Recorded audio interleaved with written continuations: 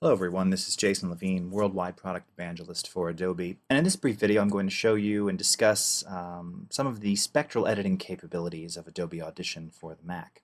So let's get started, and the first thing we're going to do is take a look at a mono base file. So this is the same base file that was used in the multi-tracking session, and I noticed that there was a little bit of hum and a little bit of background noise that I wanted to remove. This was really bothering me when I was listening to it in headphones. Now you probably won't be able to hear it over this video, but you'll be able to see it. And that's the key, is that the spectral view allows you to see frequency over time. So you can access it in a number of different ways. You can click on the Show Spectral Frequency Display button here, or you can simply grab this little divider and pull it up like this. And you can even keep the waveform and the spectral view together so that you can see both at the same time. That's a really nice way to work. I typically like to keep the spectral full view just to make it easier for me. That's entirely up to you. Now, before I do anything, before I do any kind of editing, I rely on amplitude statistics. This is a panel, this is something that we had in the previous version of Audition, but it was modal, meaning that you had to enter it and you could only view it one file at a time, and you had to basically leave the editing environment. But now this is a non-modal, dockable dialog that will allow you to basically see the amplitude statistics for any file that you're working on. So you can simply click on Scan, and this is going to tell us all the attributes of the file. Now for this file, we don't have any clipping. You can see our peak amplitude is good. It's -6 dB. No clipped samples. RMS looks good. No DC offset. We can actually see the recorded bit depth here. So very simple, very easy, nothing to worry about. But this is just something that you should use because this is going to allow you to prep your files more properly for wherever they're going, right? So if you have clipped samples maybe, but you can't hear them, but perhaps you see the red light flickering and so on and so forth, this is where you'll be able to find all of that out. So right away when we take a look at this, we can see that we have all of these horizontal lines running through this base file. So if I play this back for you, now again, over the internet here, you're not going to hear this little bass rumble, and it's not that bad. And why is that? How do I know it's not that bad? Well, again, we're seeing frequency over time. Frequency on our y-axis here, time along the x, and color equals amplitude. So the closer the color is to yellow, in this case, almost a yellowy orange, the louder the amplitude at that particular frequency. And you can see that most of the amplitude is somewhere between 0 and 2.5 kilohertz. The closer the color is to black, the quieter the amplitude at that particular frequency. And you can see that even though I captured this full fidelity on a really nice condenser mic, there's just not a lot of information captured through a bass amp above around 6K. It's just not there. So again, and this is me playing with fingers no less, not even a pick. So there's little hints of bits up here and there and around there, but not a lot of information captured. So we don't want to touch any of this area. There's nothing there. We want to focus on the areas here. And because these little horizontal lines are sort of purple in color, reddish purple, that tells us that it's not very high amplitude, but it's there. And I just don't want that noise there at all. There's no reason to have it there, because when we start compressing and processing this file, then that could cause problems further on down the line. So what we want to do to be able to remove that noise without touching any areas where the noise doesn't exist, we want to make a frequency-specific selection. Now you'll notice up at the top here that we have a whole series of tools. We've got a time selection tool. This would be used if you want to select everything. We don't want to use that. You've got the familiar Photoshop Marquee, the familiar Lasso, the paintbrush selection tool, and the spot healing brush. For our purposes here, we're going to use the Marquee selection tool and only select the areas of noise that we can see. And in this case, I'm going to choose something that looks fairly uniform, that's in this range right here. Now, before we do that, I just want to point something out. When you're making spectral selections, you have the ability to hear the selection that you're making. Now again, you're not going to be able to hear this, but let's say we just wanted to hear these frequencies here of the bass. I can make this selection, and when I play that, can you hear that sort of really low, muffled bass sound? Yeah, because we're only hearing 0 to around 700 Hertz. Now that's actually an option that you can enable. If you go up to Preferences, Spectral Display, you'll see a checkbox here, Play only selected frequencies when a spectral selection exists. Again, this is really useful if you're trying to remove individual sounds, or if you're just trying to audition exactly what it is that you're removing, not necessarily only relying on your eyes. For us, though, we know that this is the area that we want, and again, you typically want to find an area that's fairly uniform, right? And we can see here that this all looks very similar. So I can right-click on this selection and choose Capture Noise Print. And when I do that, it's going to tell me that it's going to use this as a noise profile, and I can say don't show this again and click OK. It captures the profile, and now I'm going to go into Effects, Noise Reduction Process, and here I can begin setting my parameters. First thing I want to do is select the entire file. Now, there's a lot of things that we can discuss in here. We don't have enough time to discuss everything, but basically you've got two kinds of noise reduction. You have subtractive, which is what we're going to use now, and then you have something called spectral decay noise reduction. Now, by default, this setting here is going to be set to around 65%.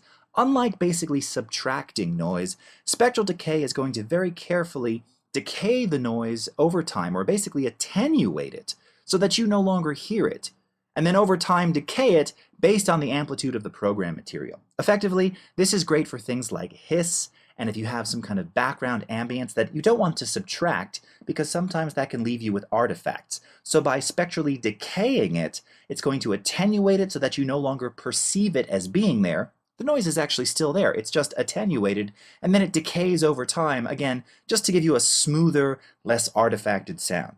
For removing buzzes and hums, you don't want to attenuate and smooth it out, you just want to subtract. Again, not necessarily 100% of the time, but most of the time.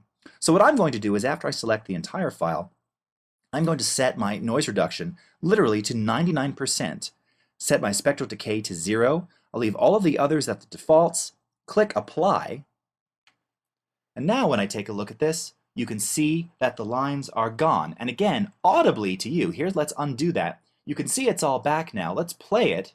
Let's just rewind this back a little bit more. Okay, nice, bright, clean. Let's redo the noise reduction. Play it again. The sound is the same. We haven't removed any of the brightness or the clarity or the presence of the bass. We've just removed all of that annoying noise. And you can see it now. It's all black. It's black. It's all gone. All of those lines of noise are gone. Simple. Now we've also got a little something up here, but this is basically invisible. We can't even see that. That's in the 4 to 5K range. That's a little bit of that ambience. And that's kind of nice. You want that in there. That gives you that air. So we don't want to touch that. If you did, though, this might be an area where we use a little spectral decay so that we don't simply subtract it, we just attenuate it. Very cool. So now that we've done that, now we can begin, again, mixing this file, and we won't have any of that buzz or hum in there. Now there's other times where you actually, as I mentioned, want to use some spectral decay. So if we take a look at this voiceover that I have, this is actually a voiceover that was introducing Audition on the Mac in my original videos.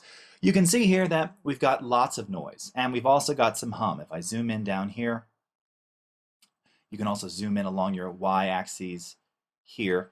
You can see all kinds of stuff going on there. So again, we've got some room hum, we've got lots of annoying room tone that we don't need. And once again, there's not a lot of stuff in the upper frequencies here, not a lot of noise. We could probably attenuate some of that, but we've got options. So in this case, what I might do is make a selection like this. Okay, take a listen to it.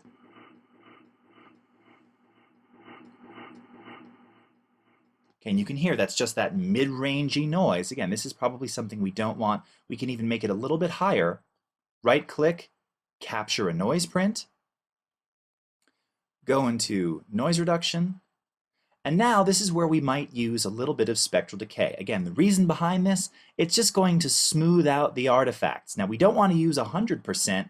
I might take this down to around 80. The nice thing here is that we can actually audition, we can actually audition the preview of this, and we can enable this on and off to hear what it's doing. So let's select the entire file, let's play it, and we'll start with it off, and then I'll turn it on. Well, hello, my friends. Jason Levine here, Worldwide Product Evangelist for Adobe. And what can I say? It's been years and years that I've waited for this moment, the moment. So you can see how we're actually affecting and very nicely attenuating that stuff. You'll also notice that I used about 3%. I never go really beyond about 10%. That's all you're going to need to just attenuate some of that background noise. So I can click Apply, like this. And now, once again, what do we see? All of that noise that we didn't want, only in those frequency areas. Remember, there's some stuff up here. This is room tone. This is room ambience. I like the sound of that. I don't need to take it out. If I start removing too much of that, that's going to give me artifacts. Now again, this is completely seasoned to taste. This is, you have to listen. The idea is that we're using our eyes to identify it, and then we can remove what we don't want. And if we play this now, is coming to the Mac. Okay, and again, if I wanted to, I could simply take this high-end noise, make another selection, and attenuate that slightly. It's giving me a little bit of a hiss right now, so I might want to do that. Now, one of the other things that you can do with the Spectral Lasso is that you can apply effects to specific selections. So let's say that I wanted to affect a specific frequency range. That Adobe Audition, right here where I say Adobe Audition, but I don't want it to apply to every frequency, only to the mid-range frequency. So I'm now zooming in with my plus and minus keys. I'm going to make a selection like this. Again, I can play this back. Let's move this down a little bit. You can see I can adjust the range here. I didn't realize where we were right there. So I'm going to zoom out a little bit and let's adjust the range. Audition, Adobe Audition, Adobe Audition, Adobe Audition, Adobe Audition, Adobe Audition. You can see I can also adjust my lasso selection simply by clicking on the arrows here. And right now, basically what I'm doing is I'm affecting roughly the range between 1K and 4K, which is giving me that telephone-like sound. So let's say that I want to add some delay or some decay just to those frequencies, but not the high frequencies. I can do that. I can go up to Effects, Delay and Echo, Analog Delay. I can preview this. And it only applies the delay to those specific frequency ranges. And you can see I left a little bit of room here at the end so that we have a nice decay. Click Apply, like that. Now when I play this back, tell you that Adobe Audition is coming to the Mac. All right, kind of cool, right? So this allows you to, again, apply effects and filters to specific frequency ranges. So not only removing things with these tools, but also adding. So you can add effects and actually edit in the spectral view and apply things to specific frequency ranges. Now again, one of the last things that we might want to do is actually use something like our spectral paintbrush to remove individual sounds. And in the past, I've shown this with cell phones, with dogs barking, all kinds of things. Here's a little stinger that I did a while ago, and this was kind of mimicking a popular radio station. And towards the end here, I just had a little, I hit the mic, there was some kind of an annoying sound. You can see it right there. So let's take a listen. Where rock lives. And it's almost inaudible, at least probably over your speakers now, but I needed this decay. I needed this room tone in there. I didn't want to get rid of it. So I simply wanted to, whoa, zooming all over. I simply wanted to just remove that sound, but keep everything else intact. That's the idea. You know, you're not necessarily always removing huge pieces of audio. Sometimes it's little small pieces like this. So again, I just want to remove that one sound without affecting everything else. Well, there's a fantastically easy way to do it. You can go up to Favorites and you can choose Auto Heal. And just like Photoshop, this is actually performing a healing brush right on your audio right there. Okay, play it back. There's no difference, perfect sound, but that little annoying blip is gone. Now you could in fact also use the spot healing brush to do that as well. And you can see that you've got the ability here to adjust the size of the brush. I can simply paint on it like this, and it heals it out that way. So again, lots of cool ways to use familiar tools and techniques that you know from Photoshop right inside the spectral frequency display in Audition on the Mac.